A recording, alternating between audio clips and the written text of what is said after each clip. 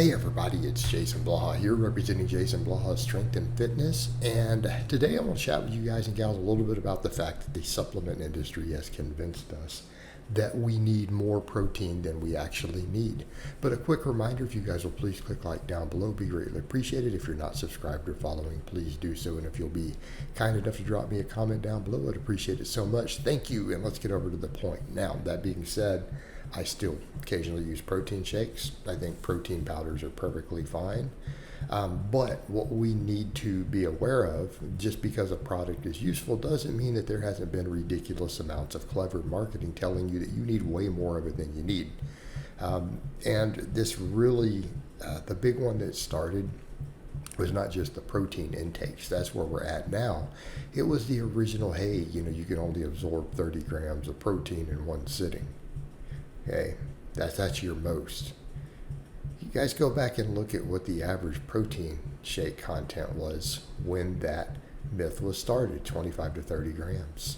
Okay, so we need to be aware of that history there. Well, that's been completely debunked. We know that there's no upper threshold, and I'm not telling people to get all of your protein in one meal. Even though I personally intermittent fast and I have a fairly tight afternoon feed window, there's still protein is still obviously going to be spaced out. You're getting multiple meals, but again, the data even shows that even intermittent fasting like that doesn't interfere with muscle growth, like when it's looked at in studies. So the same thing with the protein. Like this has been studied, and they found that when you consume 100 grams of protein in a single meal, it has just as much muscle protein synthesis. It's just that it lasts longer, right? It doesn't spike as high. It gets to the same level that, say, 30 grams does, and it just sustains for more hours, and it just stays there. Whereas if you're doing the smaller 30, you keep spiking back up to it multiple times. But the net effect ended up being no difference in muscle protein synthesis. This was a study done a couple years ago, pretty big study, really digging into it to see, hey, if we just give 100 grams at one time, is there any loss, net loss? And there wasn't. So that's, again, kind of supports what we know there. But that was used to sell protein shakes, and it's the same thing with the ultra-high intakes. And I want people to think about that.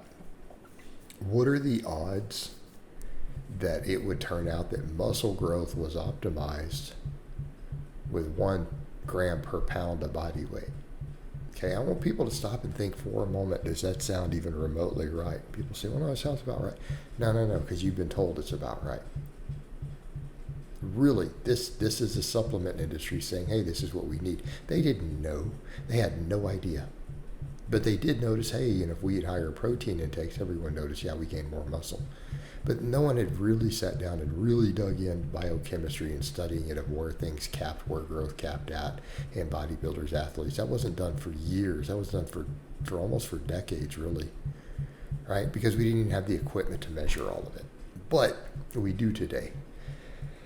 So they just said that number. But stop and think about that. And here's why it's funny. Really, it's going to turn out to be exactly a 1-to-1. 1 gram per pound of body weight of 2 completely different measurement systems. One of these is the imperial system, right? What we use in the U.S. still pounds. The other is the metric system.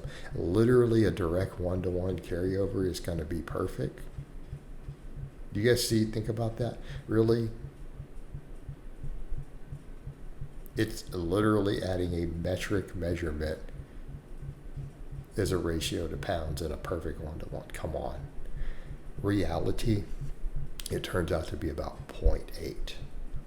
And actually the math that I think they kind of came up with was because they found when they measured it all in metric, grams per kilogram of body weight, it ended up being, right around 1.5 to 1.6 grams per kilogram of body weight is where muscle growth capped out. Okay, and this is pretty heavily studied, and this assumes a mixed protein diet. Obviously, the higher the protein quality, hypothetically, can be lower. That's why some of the studies found as low as a gram per pound of body weight, but that was when they were extremely high biased towards animal source, right? Makes sense? Because when it's been studied in vegans actually struggle on a purely plant-based, even that 1.3 gram per pound of body weight. When it's 100% plant-based, at least one study found some actual problems with actual muscle growth, right?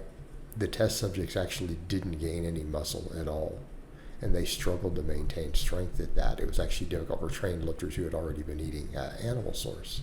So again, that's starting to get too low depending upon protein quality, but it makes sense the bioavailability is lower. But they found it can be as low as a gram or a little more per pound of body weight if it's almost all high quality, high bioavailable animal source protein, right? But realistically, on a mixed food diet, it's right around that 1.5. And what's been found is that people don't really gain muscle, including when it's been studied in serious competitive bodybuilders, when it's been studied in like even Olympic weightlifters. Like this has been studied in people, even professional bodybuilders. And the same thing was noted, that I remember Nasser, way back in the day, massive bodybuilder, again, huge guy, pro bodybuilder. He said he went for a whole year. He's like, I dropped down to 150 grams of protein just based on some of the science. He goes, I gained just as much muscle between Olympias as I did the year before on only 150 grams of protein, going all the way in for a year. He's like, I had no problems at all. I saw no difference in gains, cutting all the way down to that from like 300, right? So what does that tell you? Okay, but the supplement industry convinced us all we need that gram per pound. And I'm not saying it's a bad number. Like, don't get me wrong, I'm not saying it's not reasonable, because it's overshooting, but it's not bad, unless you just don't want to eat that much protein. And if you don't, you're going to see no difference. The problem is then the industry pushed it higher. You guys, I'm young enough to remember. I'm old enough to remember. I'm 48. When the industry for a while had coaches who worked for supplement companies and sponsored by them, telling people even in magazines, I have all my bodybuilders do 2 grams per pound of body weight. And it's like, for a longer center talking about, he's taking his serious bodybuilders and putting them on 500 grams of protein a day. And some of these people are advocating this, but they were literally sponsored people by Muscle Tech and some of these other protein companies. Okay, it just got crazier and crazier for a while. And the reality is, we don't even actually need the full gram per pound. And people say, well, I need it for an insurance. Well, you really don't. The insurance policy is to hit the 1.5 grams per pound of body, which is about 0.8 grams. So if you weigh 200 pounds, that's 160 grams of protein, guys. For those not carrying the numbers over, about 150, 160 grams. You'll be perfectly fine, no problems at all, gaining any amount of muscle you want on the protein side.